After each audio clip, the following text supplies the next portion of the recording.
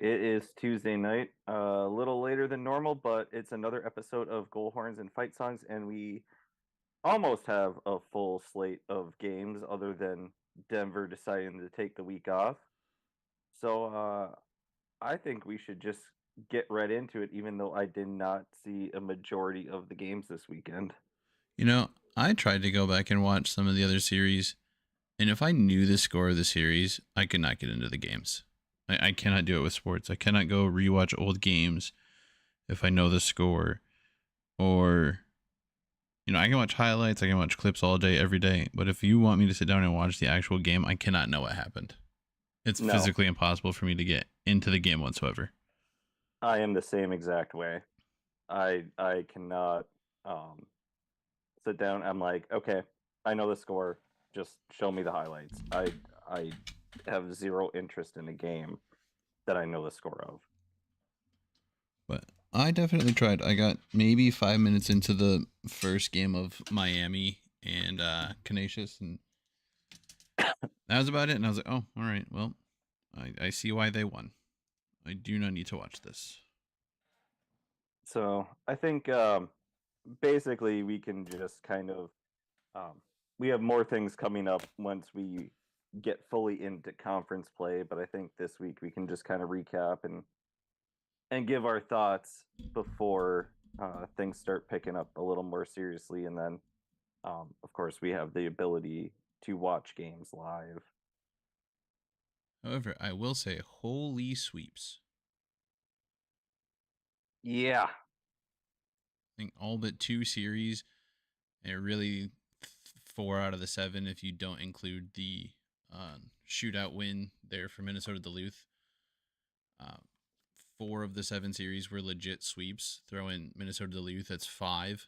The only two that didn't go as down as sweeps were Western and Ferris, and what was the other one?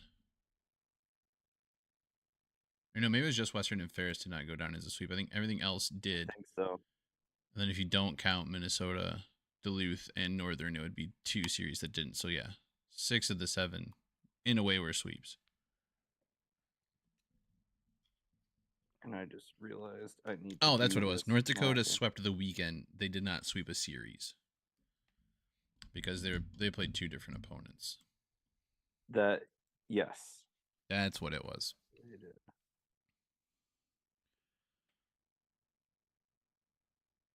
I'm going through my notes here because I forgot to do that because I'm great at doing this. Um, so we can start by talking about your Western Michigan Broncos since they had the early series starting on Thursday against Ferris. They did, and Thursday was a great game. I will say, Western is getting off to some really good starts in periods. I think they have 3 goals in the first 30 seconds of periods, one in the first, one in the third on Thursday. They also got one in the early part of the second period on Friday night. But, man, some early defensive struggles. And we kind of saw this last year, too. But they have continued here in the early part of the season, already giving up 7 goals on the year. They played a little bit better defensively the Friday game. I'm going to call it the Saturday game 18 times while we're doing this because I'm not used to Thursday, Friday. I'm still used to Friday, Saturday. But, there's other situations that they gave them opportunities. They took 5 penalties in the third period up 3-2, and that's just something you can't do against any team, no matter how good your power play is playing or your penalty kill is playing, because you're just giving them too many opportunities. You're giving them too many cracks at the egg, and eventually it's going to break.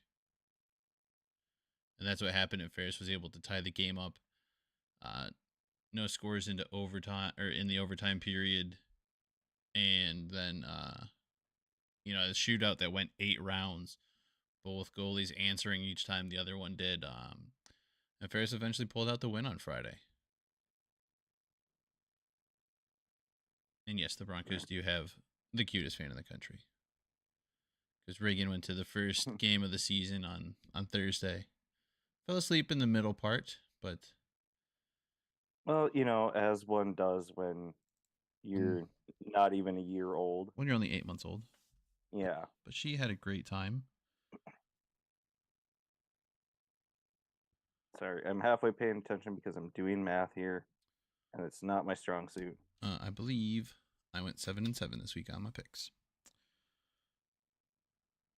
If I did my math right. But anyway, so let's go to, I think the surprise of the week might be the absolute drumming that Miami handed Canisius. Miami looked really, really good from the little bits that I did see.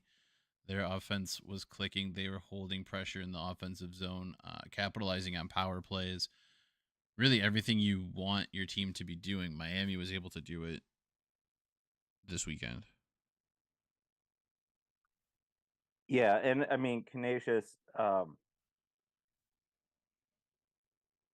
actually would have put them a little bit higher than Miami, but right in the same realm going in, not knowing much about them. I do know that their coach got a 5-year extension. I mentioned that last week.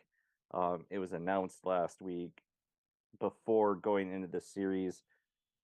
Not the best way to start off your potential new contract. Obviously, it's probably not going to start until next year, but the way to end your old one and start your next one. So I think this is a big confidence booster for Miami, having that 4-2 and 4-1 win against a team that every once in a while they'll have a decent year, but Miami they're so used to getting just throttled that getting a sweep probably will boost them, especially. Um, well, wait, how do we do this? Well, it was at home Yeah. because NCHC decides to put the home team on the top for whatever reason. Yes, they were the home team. Uh, Um, I to did. me, I actually think the bigger surprise, um, since we're just kind of running through the ones that we didn't really watch, was Mankato and St. Cloud. Yeah, that one was a little surprising. I mean, they were both kind of close games. I mean, actually, the The Saturday second game one was was not. not. The Friday one it was definitely it was an overtime game. Um, Minnesota State. They put together a pretty solid team. I don't think a lot of people were expecting them to do that. A lot of people were. I was definitely expecting St. Cloud to come out and kind of steamroll that game. Um, they did not, and they might be the surprise team that actually underperforms expectations this year. Yeah, they very well could be, especially now St. Thomas is better, and they did push the Gophers to overtime. Um, there were Gophers fans saying that Snuggerud shouldn't become a pro until April, even though Butcher Gross was like in March. And I'm like, you know what? If your team's that good, you should have just rolled over St. Thomas, even though they're a better team. While Gopher fans, they decide to read what they want. Um, but it's still early on, and I think St. Cloud will get it figured out. It's just so early in the season to determine what a team is. That, in my opinion, um, it, Yeah, I mean, lots of stuff is going to change. I think we've seen quite a couple upsets so far in the college world. I mean, the under 18 team, USA team that Western kind of handled pretty.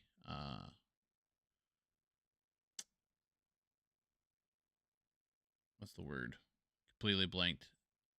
Definitely took care of with a 9-4 win. Just beat the number one team in the country, Boston University or Boston College, one of the Boston schools this weekend.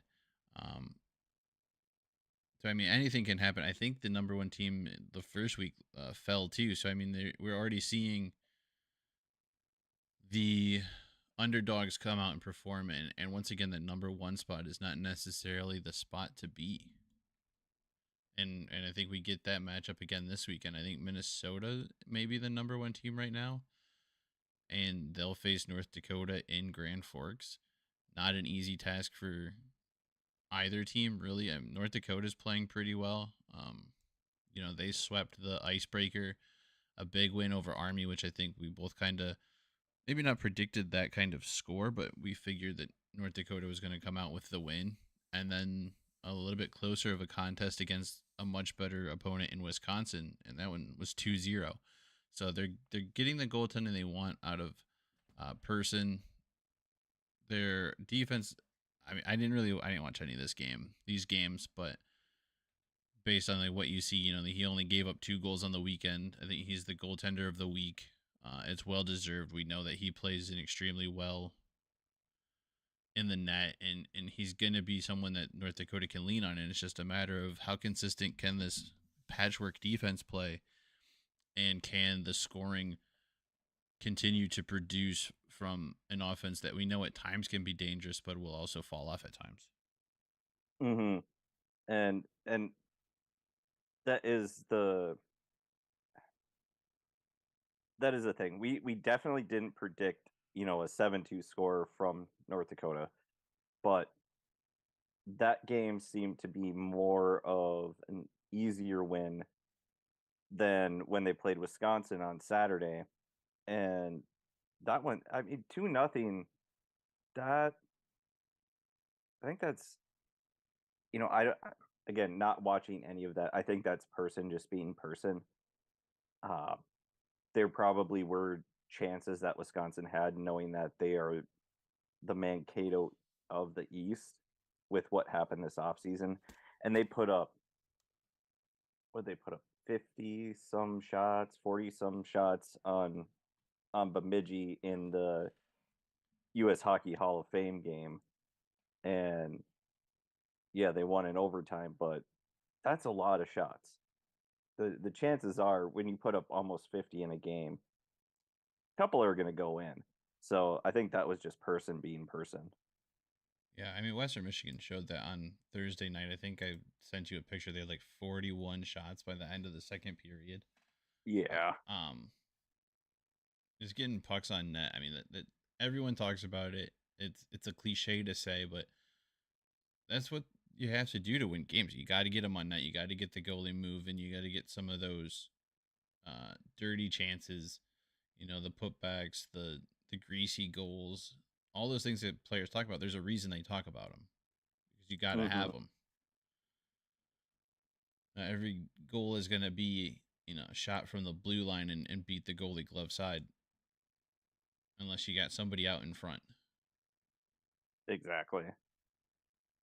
Um, let's see. Where do you want to go? Because I think the most entertaining series we can save for last as far as closeness. Omaha and Niagara. I mean, Yeah. I think we both kind of picked that one to be the sweep for Omaha, and it was 8-1 night one, 2-1 night two, so a little bit closer in the second game. Um, Colorado A lot College, a lot closer in the second game. yeah, That one, I think maybe Omaha backed off the gas a little bit. Uh, maybe got some other guys a look just because Niagara is Niagara. They can put up a fight, but they're just never really a threat. And then, and yeah, you were Colorado, saying and Colorado Colorado, College. yep, they also completed their sweep. A little bit less predicted here. They put up 13 goals on the weekend, only allowing 5. Big offensive production from what I think we thought was going to be their weakness there. We know what the defense can do. We saw it last year. Can they ride that defense again? Can they pick up where they left off with it? Those are the kinds of the question marks I have for Colorado.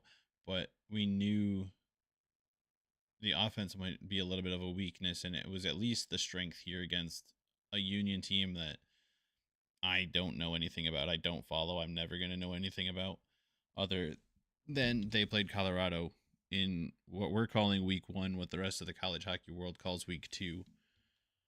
So, Mm-hmm. that's about all I have to say about that one. Ow. My goodness. I don't even know who played in net for us. Sorry, I'm a little distracted because I believe I was out Statesville and I missed played most of. Friday. I know he played Friday. I just don't know who plays Saturday. and that's what I'm looking up. I want to say he got the start both Uh, nights. nope, he did not. Oh, good. I would have been No, wrong. Thiessen did get the start on Saturday, and this was sorry, distracted by a fight in a wild game. Um, the I think this was probably the most entertaining as far as a close score standpoint between UMD and Northern Michigan. I did watch the game Friday night, and just like UMD did, I believe it was last year in their first game of the season, Northern Michigan in their first game of the season started shorthanded because they took way too long to get off the ice. And what they were saying, it wasn't just one player, it was multiple players. Yeah, I heard So that. UMD started on the power play, and basically Oh yeah, the I theme of the watched. weekend. I watched that one sequence, and they had 7 shots on net, and none of them really dangerous chances. No, and I think the theme of the weekend overall was nobody really wanted to play defense because UMD scored 13 goals and um, Northern Michigan scored 10. And then nobody wanted to actually play the game. They all just wanted to go in the box. There were so many penalties. So many. I mean, it is early in the season. I think some of these things are going to get cleaned up as they play, and they get just kind of used to what the refs are going to call. I mean, that necessarily shouldn't be how games are played or run, but it is what it is. Everyone's got a way of calling games or seeing things, and you kind of adapt and get used to it. And we see it in all sports that have penalties and referees. I mean, it just in Saturday's game. Or, as Ric Yeah, Flair would say, if you're not cheating, you're not trying. Saturday's game alone, there were 16 penalties. Northern had 7 for 17, and UMD had 9 for 18. It was just there was no real flow to this, but there was a lot of scoring, which made it entertaining. And I think that was the biggest thing that we were missing last year was the scoring. Well, actually, no, goaltending. Um, Yeah, that was the goaltending. biggest thing we were missing last year. Yeah. But um, it just kind of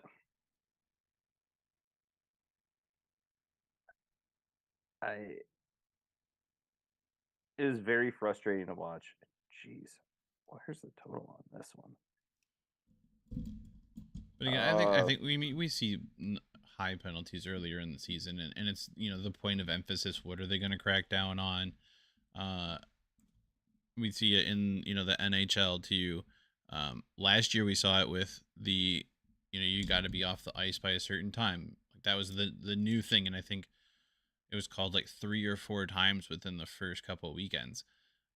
Then once people realized what it was, they got used to it and they stopped trying to play those games of last man off the ice or holding to that line as much, and everybody was getting off in a timely manner and a little bit early. In fact, Mm-hmm. this year it might be something like, hey, we got to watch hooking or slashes because they were out of control last year, or watch the punching after the whistle even though nobody's taking helmets or gloves off. Like we still got to cut down on that kind of stuff. Like, so I mean, there's always a point of emphasis, and it's always shows up at the in the first few games of the season. Yeah, it does. It it's very frustrating to watch. And I just did the count, and there was also 16 penalties in Friday's game. Um, but UMD, I think we went.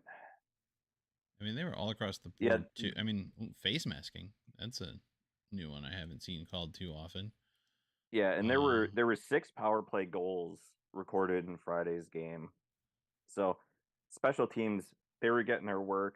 They were doing good things on both sides. They were doing terrible things on both sides, giving up 3 power play goals, no matter which team you cheer for, not what you want. But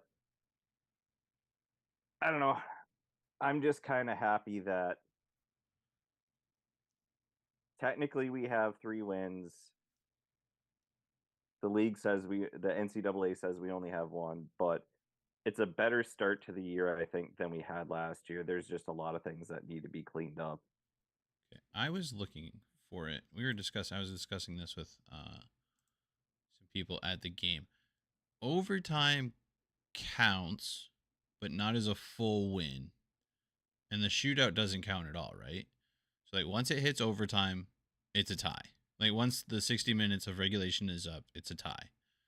Yeah. The overtime period counts for the pairwise, as far as like one team gets 0.45 of a win and the other team gets 0.65 of a win or some nonsense like that, right? But then Mm-hmm. if it goes to a shootout, it just goes down as a tie, like half of whatever. And the shootout's literally just for bragging rights, to make one team feel better than the other and to put on a show. Yeah. I'm pretty sure that the shootout in non-conference play doesn't do It, anything for the pairwise. yeah, I think that's just an exhibition shootout. And That's the way that they it also depends on the home team's rules. They play under house rules. So if you're in a conference that doesn't use a shootout, I think there might be like 1 or 2 that still don't use a shootout. The game might be over after overtime. Or if you do, then you do the exhibition shootout and it still doesn't count for the pairwise, and you're just doing it because those are the rules that the home team plays under. Mm-hmm. Okay. I think that's right. I think so too. But I know in conference play, as far as the NCHC goes, it does count to determine who gets the extra point in the standings at the end of the end of the year. Yeah, For it does conference matter. standings and conference seating, Yeah, it does matter in conference. which honestly I like. I like that too. I miss the old way they used to do it. Well, that's because you don't actually watch and follow college hockey there, Big Ben 44. Once you pay attention to it a little bit, it stops making your head hurt and you just go with it, and then you understand it, and then you talk about it at the water cooler. Yep. I'm just amazed that he's actually paying attention to this for once. I don't really know that he is. I think he's just saying things to make it look like he is. Probably. That's what I do to him too. That's not what I wanted. Stop clicking the wrong thing, please. Should we go over the players of the week? We can go over the NCHC players of the week. Oh, I do want to say though, new faces and new places have done a great job so far this year. Person, playing very well in North Dakota. Pearson, in fact, who took his A from the University of Michigan and carried that with him to the University of North Dakota, also playing pretty well so far this year. Ethan Phillips is off to a great start with Western Michigan, already has 4 goals on the season. That was a little bit weird thing on Thursday. He was credited with 1 goal during the game. After the game, he was awarded a second goal, and even later in the evening / early morning of Friday, he was awarded the 3rd goal to complete the hat trick, and got to see 0 hats on the ice. Oh, that's too bad. Also, yes, Ludwig Person, the goaltender for North Dakota, formerly of Miami University. Luke Bast, Yes, formerly of North Dakota, he scored a goal on Friday, his first in a UMD sweater, and it was a nice shot. And then they were interviewing him in between periods. He goes, "Well, my first goal that I scored was from that exact same spot, so I guess it must be my lucky spot." So he's making an impact right away as well. Sam Coangelo, who we had on the show, he had a goal in Friday. In game 2, he had a goal. Uh, Luke Granger, who was also a guest this summer, had a pair of goals in the Thursday game one between Ferris and Western Michigan. So, so coming on the show, guys are scoring goals after they appear here. Um, so I it's a good better get place. the whole team. Good place to be. So Hang on, Ben. players. Big Oh, Ben here has a question. Is NIL uh, impacting college hockey like we're seeing with football and basketball? Um, I don't know. not as much. I don't think as much right now. Yeah, I don't Uh, think so either. It's the I mean, I guess it could it to some degree, but there's fewer programs. It doesn't have the same draw nationally as football and basketball do. Um, it's honestly a place like North Dakota probably could get something going for somebody, but at the same time, like North Dakota is not. This isn't to say bad things about people in North Dakota, but it's not the most economically bursting area of the country. Now that being said, they do have one of the nicer stadium or ice arenas in the country because of generous donations, and they produce hockey players like nobody's business. But that might be the one spot where it definitely could. Out on the East Coast, it probably could with the history of hockey out there. But for a lot of these programs, hockey is their only Division 1 sport, and again, it doesn't have the same following that basketball and football do on the national stage. It's an extremely um, knowledgeable group of people, but it's very limited too. I would agree with that, and I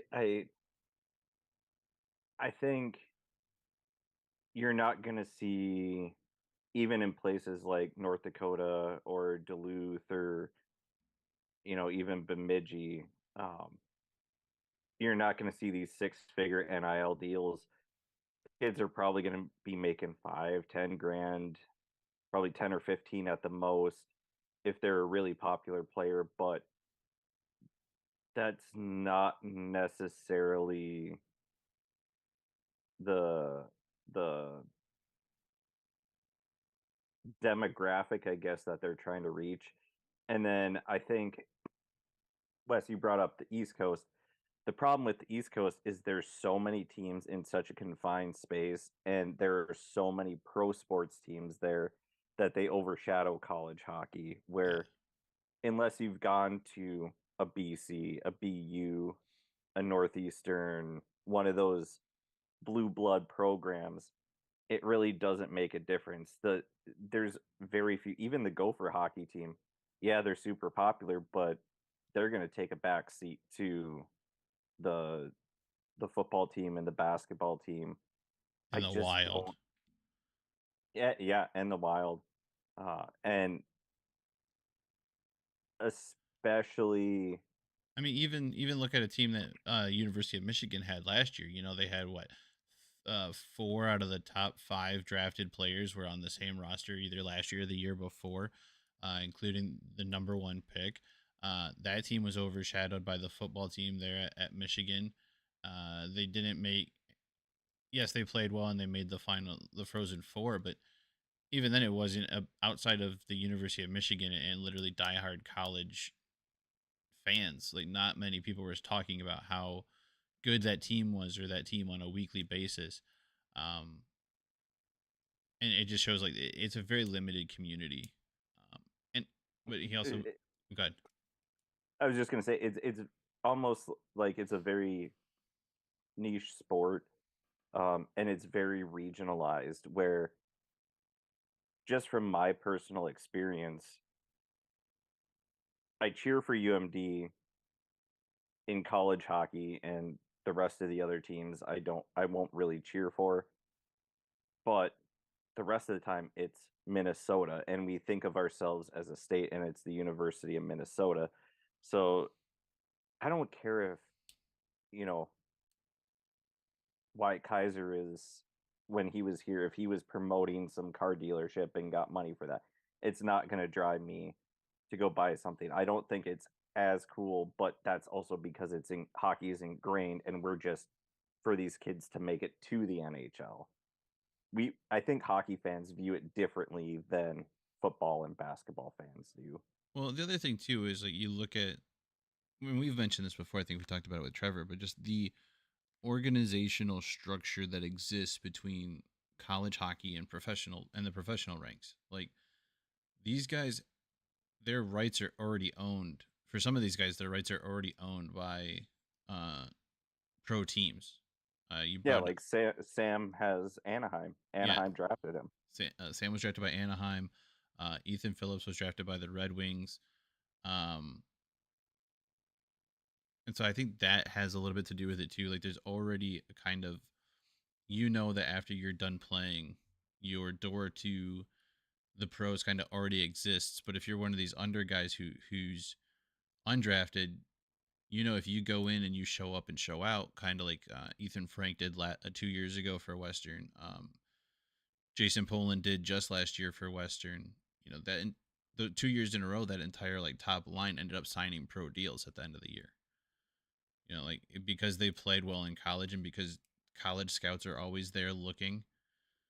And to me, it seems like the goal for college hockey players is to play professional hockey, whether that's the NHL, the AHL, the ECHL, in Europe. That's their goal.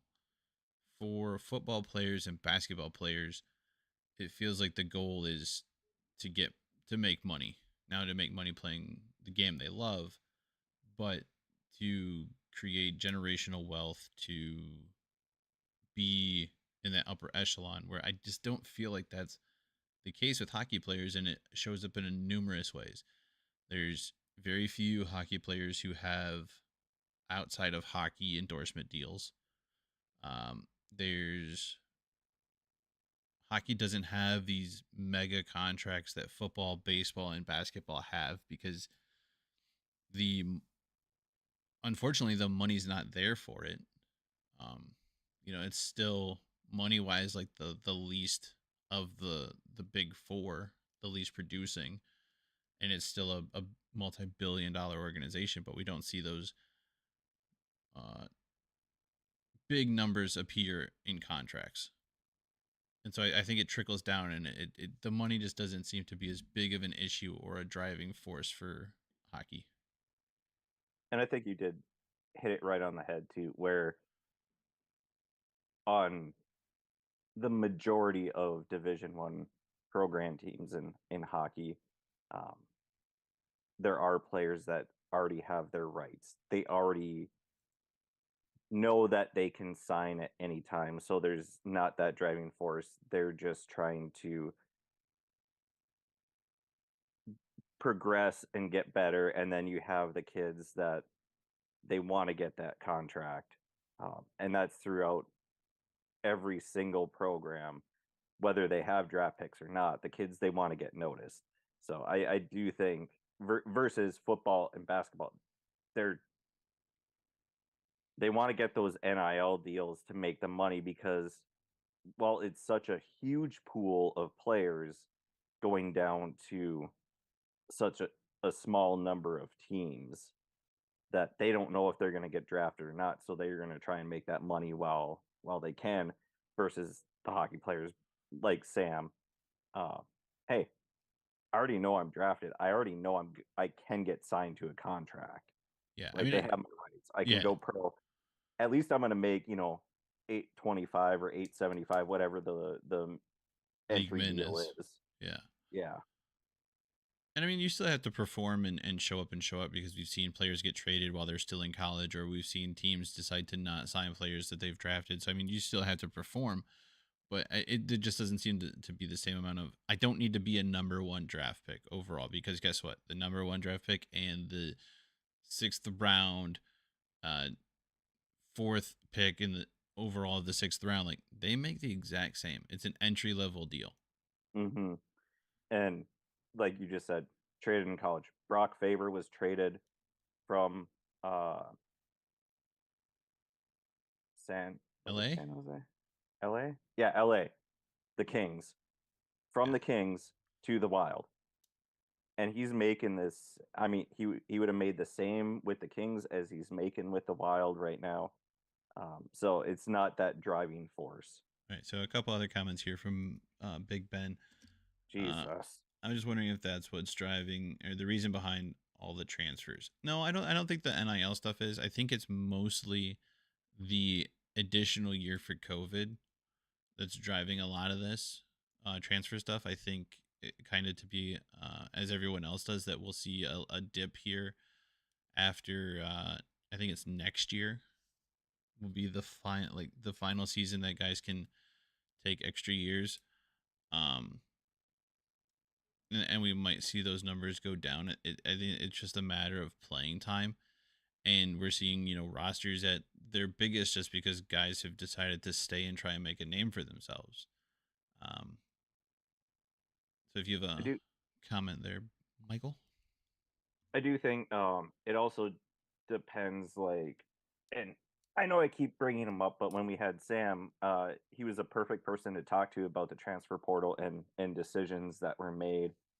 And I don't think it was necessarily playing time, but there are players that they see an opportunity to better themselves. And um, I won't say it, even though he said it. You can go back and listen to that. Uh, he was on a visit to another school, but he had seen what Western had done with Ethan and then with Jason. And if you just go back and look at the World Juniors roster that he had, there's like 10 guys in the NHL right now, and he wants to be one of those. And he saw what Western can do for his progression versus what Northeastern could, um, other than Levi, because Devin Levi goalies get noticed more so than players sometimes. So I think it's a combination of playing time and just getting yourself better situated and having faith in yourself and your value as a player, knowing that you're better than potentially what you are and trying to progress your career. And that's where the transfer portal comes. And also the COVID stuff where guys, they've been there 4 or 5 years. Okay, let's go try somewhere else. Well, I mean, not only that, not only have they been there, but some schools, the level of player that they're recruiting, like the coach is like, well, I've promised this guy playing time. It's why he's coming here. He's a young player. He's a top prospect. I've got to get him in too.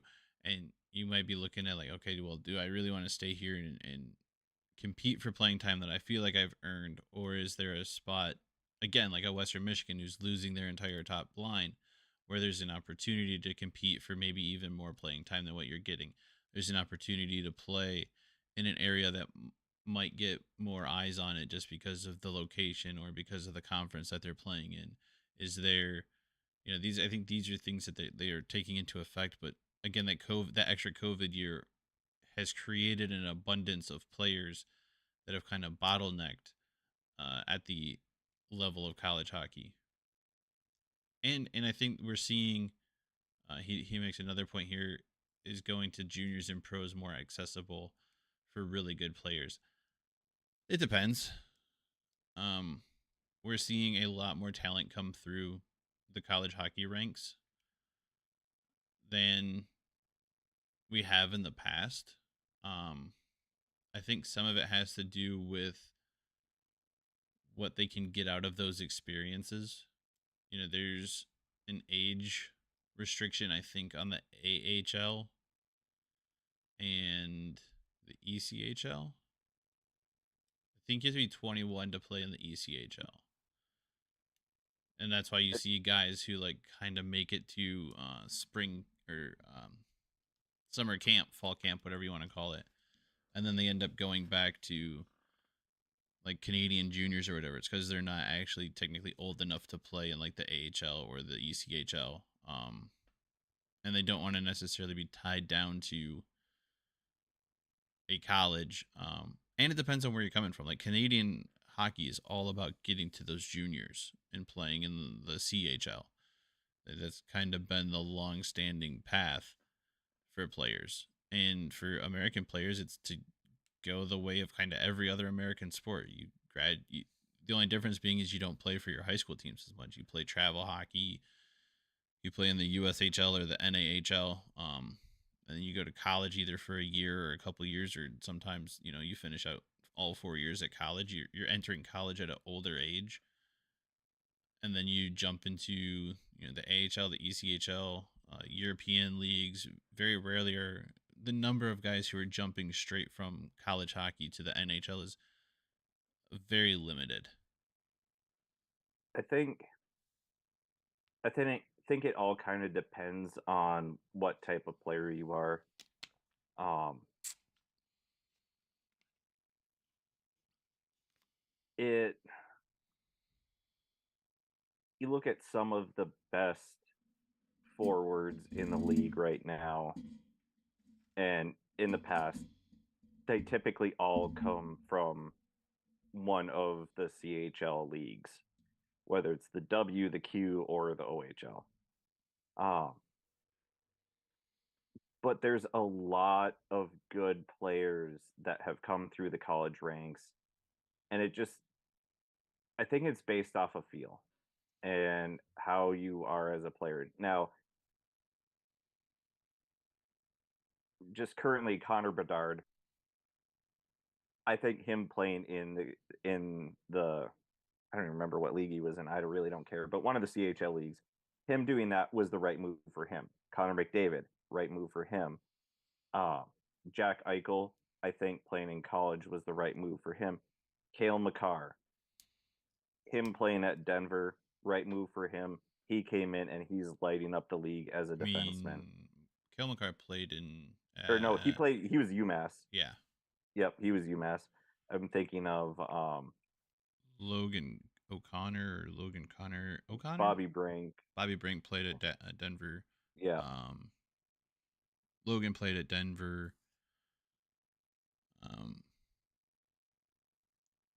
Um, Mazer. yeah, I think he's injured at the moment. He might be. But I think it all depends um, on the type of player you are. It really does. But I don't think there's a bad option. It's just what fits you as a player. Brock Besser And played at UND. yep, he was in North Dakota. Parisi was North Dakota. Taves was North Dakota. Mm-hmm. Um, I'm trying to think. Mike Kaiser was UMD. And he's playing Chicago. well right now. Yeah. Scotty Perunovich, UMD, even though he can't stay healthy. So it all depends on the player that you are. I don't think there's a wrong choice. I just think that if you are a high-end goal scorer, the CHL is right for you versus college hockey.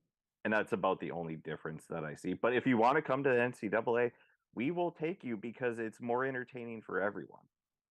Yeah, I mean I think it's a personal decision. If you're talented, here's the thing: if you're talented enough, the league's gonna find you.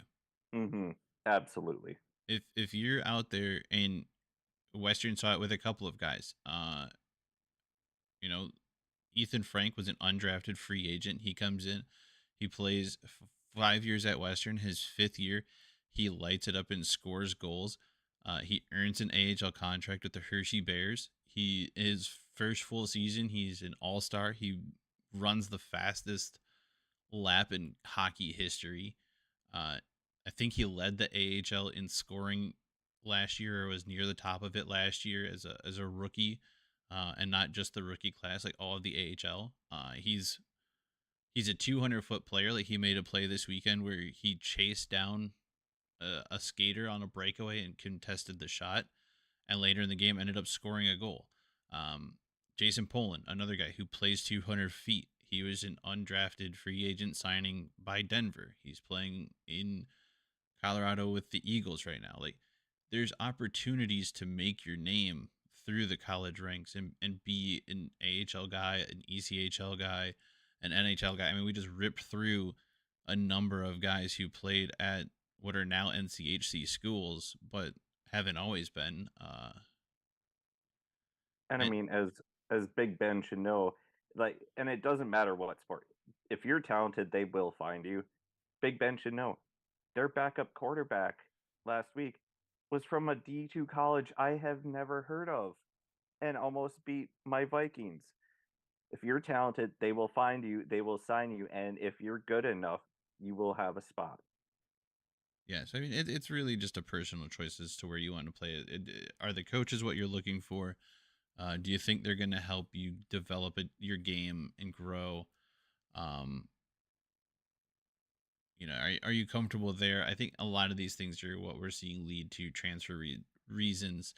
We knew Ludwig Person was a solid goaltender in Miami, but he wasn't necessarily um, getting the results he deserved because of the team around him. And while you can say, like, yes, but does that hurt him or does that affect him negatively? I mean, it might have, but I think, again, a lot of people were saying he's a really good goaltender, and it would be interesting to see what he could do with a better team around him.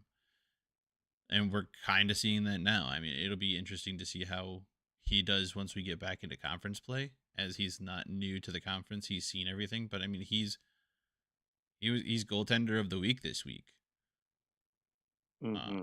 so I mean, he's doing what he's always done, but he's getting different results because of the team around him. So back to where we were getting with players of the week, as we just mentioned, Ludwig Person, the goaltender of the week from North Dakota. Rookie of the week, Drew Montgomery, forward from Colorado College. Colorado College had a great weekend, as we mentioned. Why do you have that name? I'm waiting for you. I know how to pronounce it. Now go ahead. That one's yours. No, I want to hear you try. I don't want to. Nope. Please do. It's probably Please do. Joaquim That's yep, LeMay, yep. sophomore Joaquin LeMay. from Omaha. I was like, what is that dude's name? That played the Joker. Joaquin Phoenix. Yeah, like my brain was like, those letters in those positions. I would understand it if I had heard it, but just looking at it, it's like, how does your mouth make sounds with that? That's Uh, why I just wanted to let you struggle. and then I had to like look away and think of someone else whose name was probably similar to that. And and then the second Bulldog or the third Bulldog in 2 weeks to earn a Player of the Week award. Ben Steves, sophomore forward from University of Minnesota Duluth. So With 4 goals and 2 assists, and Friday night, I believe it was between the second and the third, he said, I just got to come out and get the third one. So he really wanted that hat trick, and I I'll just say this, from what I've seen of him, he has definitely stepped up his game offensively, and really trying to be that scoring leader for the team. Even though I believe he was a scoring leader last year, he wants to. He seems like he wants to double it. I mean, it's not a bad goal to set I'm out. not going to complain. NCHC has had two of the three most recent uh, nation leading goal scorers. There was a tie last year. That's why I said 2 out of the last 3. But really, the last 2, including Well, the we don't tie, count last year because they counted I think everything after. I think technically Jason used the playoff game to get his 30th too.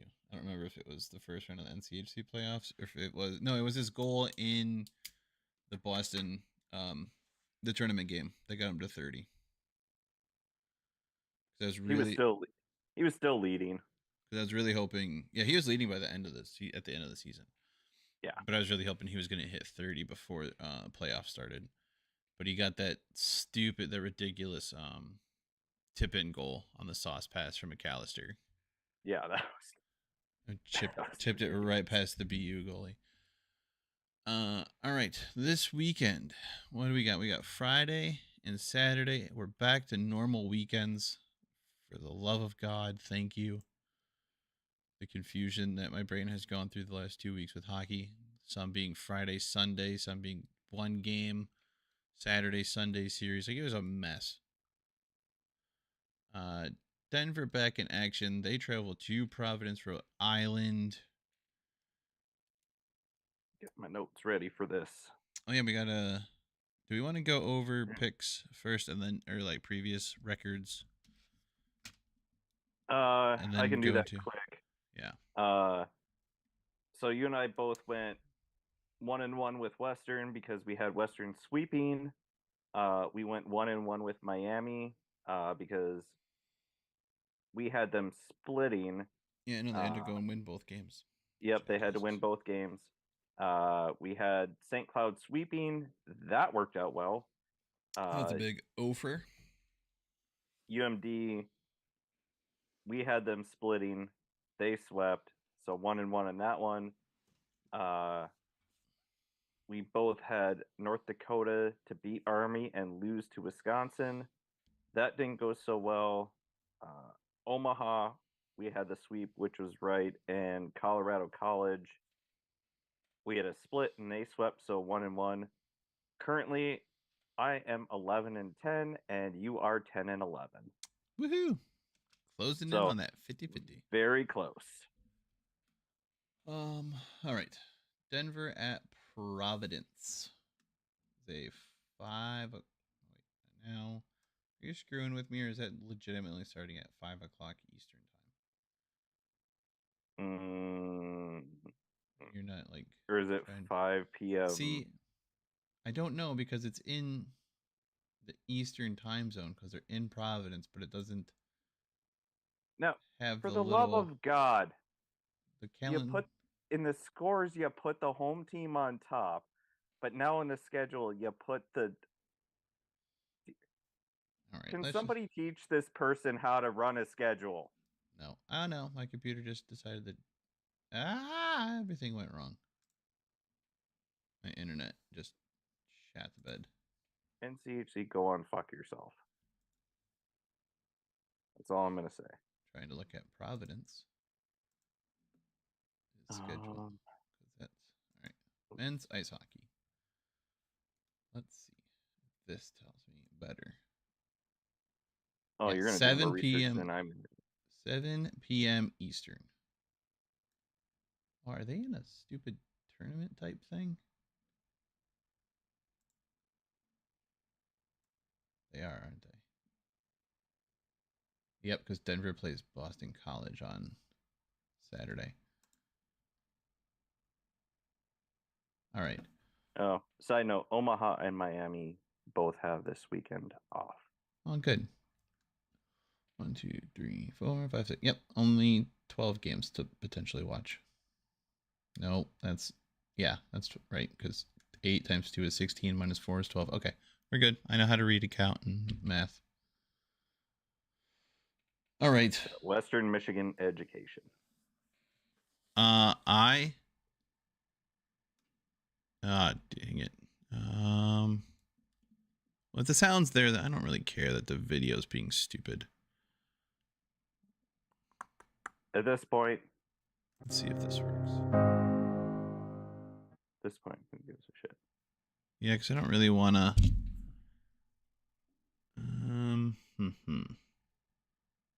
Unless you just want to tweet out our picks. I'm trying to think if I can fix it with something. You know, I might be able to do something. Hang on here. Do this. Move this over here. I think I got a beer. All right. Did that do anything? No, because I think. All right. Ben says it's working. Oh, we're good. Yeah, I can see it now. But I got the schedule up, so.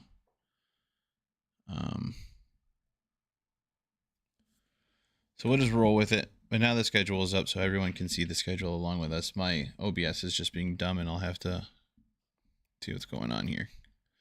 But now that I know that that's a tournament, I don't know how I feel about this. Denver, I mean, they're still being Denver. They're rolling. I don't know anything about Providence. And it will be a... I mean, they were good a couple of years ago, but... Yeah. I have no idea right now. I'm just gonna say Denver is gonna do Denver things, and they're gonna win at least Friday. I just want to go through. We'll go Friday and then we'll go Saturday because I feel like doing it that way. So Denver Friday, they will win. Western traveling to Bowling Green. This is a home and home series. Western's had pretty back and forth series with Bowling Green. Bowling Green was actually super solid last year. Western did not play bad Saturday. There definitely were some improvements. Again, they just need to limit penalties. I think they do a better job of that here. And I'm going to give them, I think they're going to bounce back and play a little bit better defensively, but that offense is still going to be that offense. The offense still seems like it's rolling pretty well, so I'm going to give them the win on Friday. Alrighty. Your Bulldogs play host to Bemidji State. The Beavers. I want to say they did something. I don't remember who they played last weekend. But for some reason, I feel like they popped up on my news feed for some reason. Well, or was it 2 weeks ago? 2 weeks ago, I had mentioned it earlier. They played in the U.S. Hockey Hall of Fame game against Wisconsin. I don't know who they played this last weekend. I don't think it was them. I feel like they're getting better though. They're always a solid team. I'll look it up. You can. That one is in Duluth. It's a home and home series that we play against them. I'm gonna give the home team the win on Friday. So that would be your Bulldogs. Number 1, Minnesota comes into Alaska Fairbanks to take on North Dakota. Minnesota comes into Alaska Fairbanks. What? Grand Forks. Shut up. Alaska Fairbanks is literally the next team on the stupid list. My eyes got ahead of my mouth. Minnesota goes to Grand Forks to play North Dakota. I think this is a loss for North Dakota on Friday. Even though the number 1 team has struggled a little bit here, I think the rivalry gets this team going a little bit. I think they have, I don't know. It's a lot of first-year players in North Dakota. Do they even really care about this rivalry yet or at all? It's no longer what it used to be. The history's there, but I think the fans make the players well aware of the rivalry. I think it's like what it goes back to when I asked Trevor. I was like, are rivalries really just more for fans at this point than they are for the athletes involved in them? Like there's so many guys who know each other from juniors or from travel hockey or whatever, that like they sometimes make decisions to go to the same college, or they keep in touch and like see how each team's progressing throughout the season.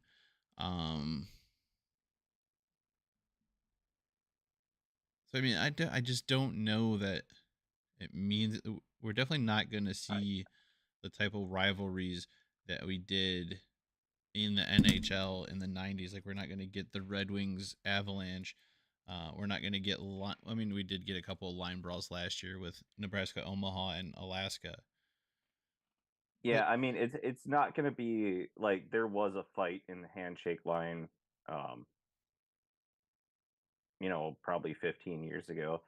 But just a reference, because there was an article in The Athletic with Reeves being in Toronto, and he blasted Freddie Gaudreau, and he fought Foligno, and he goes, well, your friends, you kind of want to light them up more.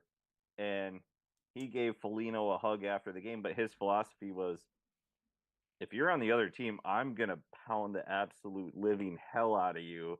We're still going to be friends off the ice, but, on the ice, you're my competitor. I don't know if there's that. I think there's right now very few guys that have that at any level, and I definitely don't think it exists as much in the college ranks. No, I hope we're wrong because that is such a fun rivalry, or what it used to be. Um, but still should be kind of a fun game. But I'll give Minnesota the win on Friday there. Uh, Alaska Fairbanks makes the trip to St. Cloud State in St. Cloud, Minnesota.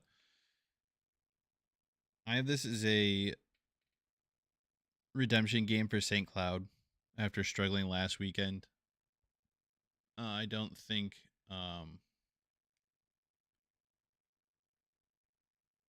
Alaska is the same team that they were last year. I think they've been a little bit.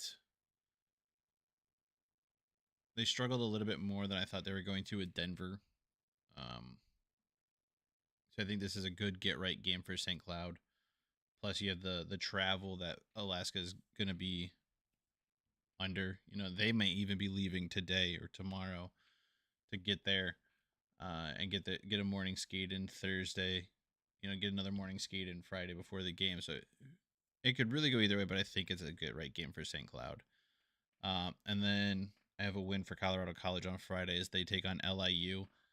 I just don't know that LIU's really made the progress to continue to build up here. I think they still continue to struggle. They're getting better for sure, but this Colorado College team has the potential to be a really good team this year and potentially be a bubble team for the tournament, in my opinion.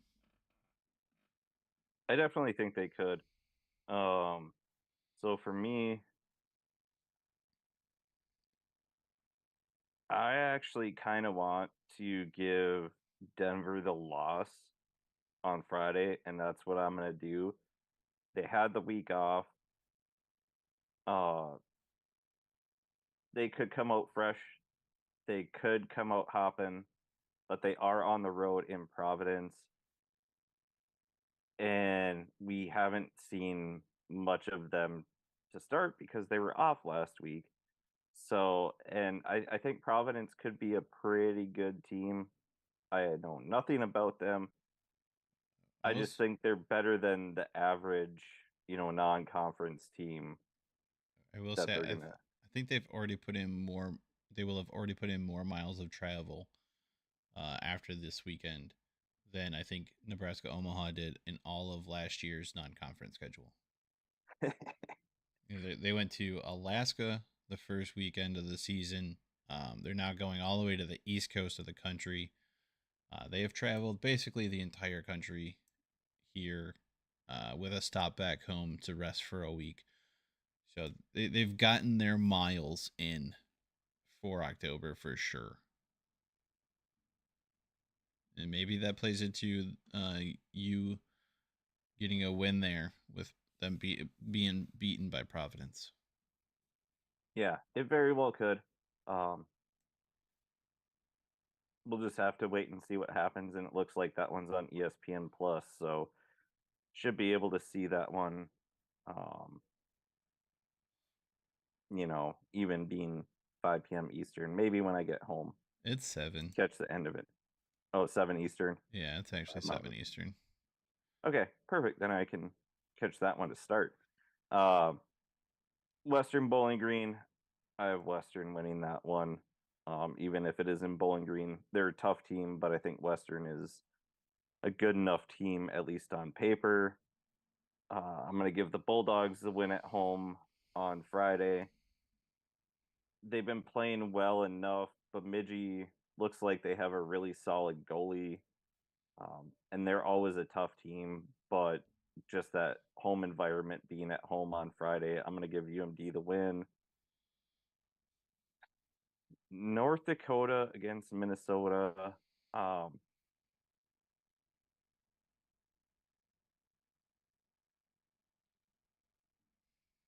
I'm going to give North Dakota the win on Friday, mostly because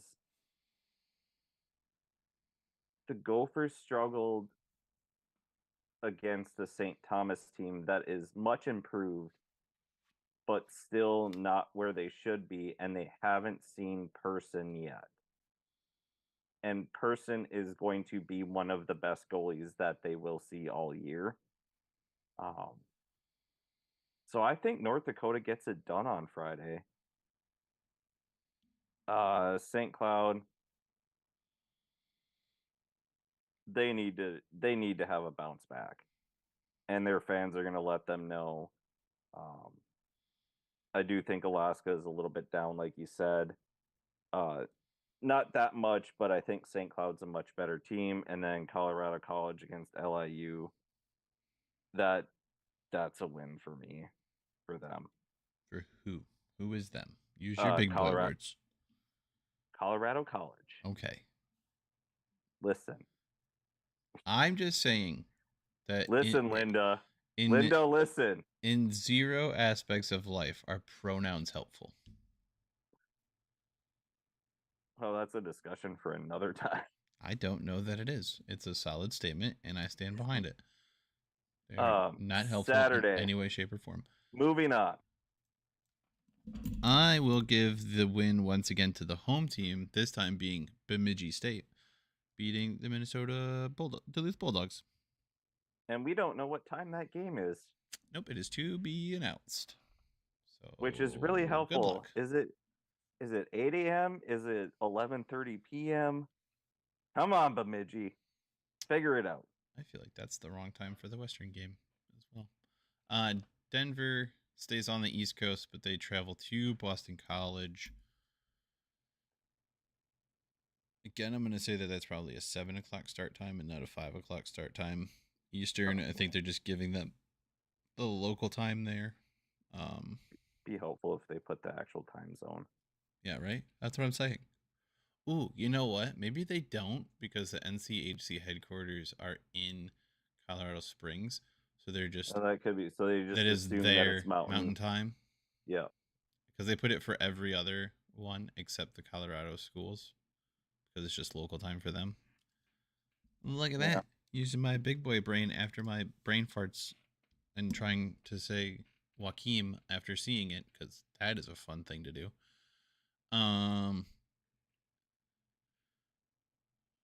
BC. BU was the good one. I think Denver can sweep this weekend. So I'm going to give them another dub on Saturday. Okay. Alaska Fairbanks at St. Cloud. I think they're going to split. I think Alaska's going to steal one on Saturday. Okay. I think Western will. Listen here, you tricky little bastards. I'm not going to give you a sweep every fucking weekend, all right? I might be a homer, but I'm a slightly realistic homer. And I'm going to be at the game, potentially, possibly, maybe. It's like 80-20 right now. Do I do it? Yep, I'm going to do it. Western's going to sweep the weekend. You just said you weren't going to. I said I'm not going to do it every time, okay? Well, so far you have every time. Shut up. Let's see what next week brings. And you've been wrong. I have. They only had one weekend where they could have swept. Okay? They only played one game against the U18 team, and I got that one right. So suck it. I'm 2 out of 3 in predicting Western games. So there. I think North Dakota comes back and they split the weekend. They get a win on Saturday. Colorado College completes their sweep with a win on Saturday. Let's see. I have. Let's see.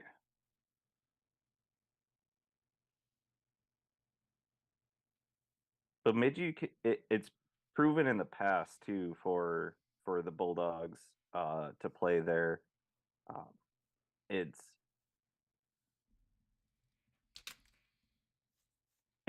kind of a college arena, but kind of not. Bemidji is just a tough place to play for anybody. I think I'm gonna have to go with what you said. The home team gets that win. I think we lose that game. Denver, I'm giving the bounce back game against BC. BC was just not a very good team last year, and I don't think I mean, they can be improved, but I think it would take leaps and bounds for them to improve enough to beat Denver, and Denver is going to have one game under their belt out on the East Coast. St. Cloud, I think they sweep. I think they get the win against Fairbanks and sweep the weekend. Um,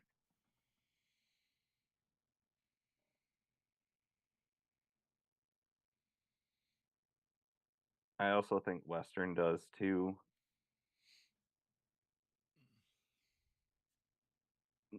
North Dakota, I think the Gophers come back and they beat North Dakota on Saturday. I think it's going to be the shock and awe of a new goalie, a completely different system, a completely different team on Friday. And then they're going to figure out what they need to do on Saturday because Coach Motzko knows what to do. And there's just so much talent on that Gophers roster. Uh, so I think they beat North Dakota on Saturday. And then Colorado College, they complete the sweep on Saturday against Long Island.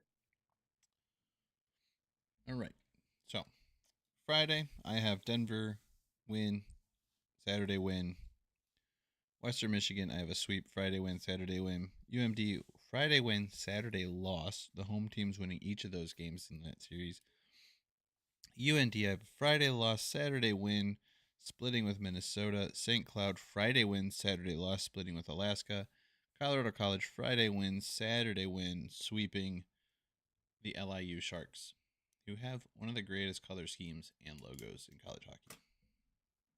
It is really cool. I do like everything about LIU. Except And their I team. have Denver splitting, losing on Friday, winning on Saturday. Western sweeping. Same as West with UMD. Both home teams winning against Bemidji. I have North Dakota winning on Friday and losing on Saturday. I have St. Cloud sweeping and then Colorado College sweeping. Right. I just need to do one better than you so we can tie this bad boy up. Start Not new. gonna happen, bro, Chacho. And probably not. That's all right, though. I'm terrible at predicting games. Really good at predicting the dumbest things to happen in games, but very bad at overall predicting games. That's why I don't gamble. Well, I'm not that much better than you because I'm only one game ahead of you. As long as. Stop, please. That was unnecessary. You're unnecessary. Not wrong. All right. I think that is going to do it for this one. There's the normal YouTube things, like I said, at the end of every video. You can like, you can subscribe, you can share with your friends if you want to say, hey, look at these two idiots. And they wouldn't be wrong. There is an email. It could be scrolling at the bottom of the page. I don't know. My OBS is being weird. I'm behind on YouTube, so I have no idea where we're at as far as scrolly things. There's also a page, Twitter X handle on there somewhere. That's Goalhorn Fight Songs,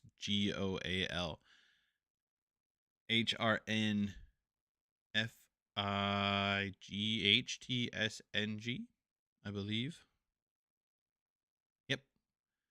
Once again, that's GOALHRNFIGHTSNG on Twitter or X, whatever you call it. Our personal handles have been at the bottom of our pictures the whole time. There's an email account. It's goalhornsandfightsongs@gmail.com. It's goalhornsandfightsongs, all one word, all squished together. Doesn't matter if they're uppercase, lowercase, some combination, I don't think will matter. At the gmail.coms, you can leave a comment. You don't have to. Could be a positive comment, could be a negative comment. I don't care. I'll read it while I'm being paid to sit on a toilet.